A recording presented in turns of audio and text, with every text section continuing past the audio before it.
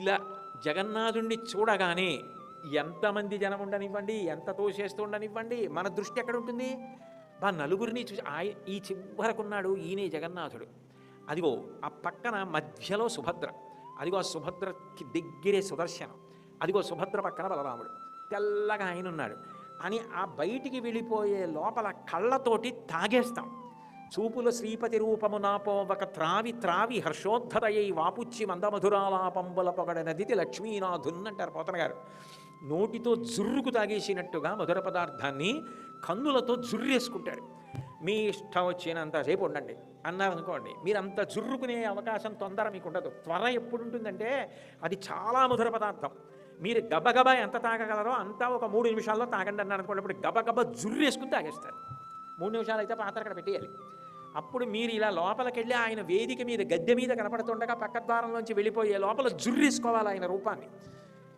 కరచరణాదులతో లేడు కానీ ఇంత అందం ఏమిటి, అసలు ఇంత సౌందర్యం ఏమిటి అని ఆ రూపాన్ని, ఆ ముక్కు పుడక, చెవులు, ఆ కట్టిన వస్త్రం ఒక్కొక్క సమయంలో పొద్దున్న ఒకలా, మధ్యాహ్నం ఒకలా, సాయంకాలం ఒకలా, గీత గోవిందం శాలువా వేసుకుని సాయంకాలం గొప్ప భోగ సమయం అది.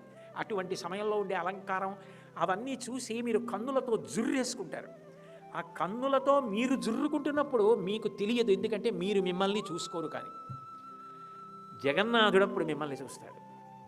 ఊరే అంత కష్టపడి అక్కడి నుంచి వచ్చావా, అంత బడలిపోయావా, 22 మెట్లు ఎక్కావా, దేవాలయానికి ప్రదక్షిణం చేసి లోపలికి వచ్చావా, ఇన్ని వేల మందిలో తోసుకుంటుండగా వచ్చావా, బడలిపోయాను అలిసిపోయాను అనకుండా శరీర స్పృహ కోల్పోయావా, శరీరం గురించి ఇంకేం తాపత్రయం లేదు అసలు.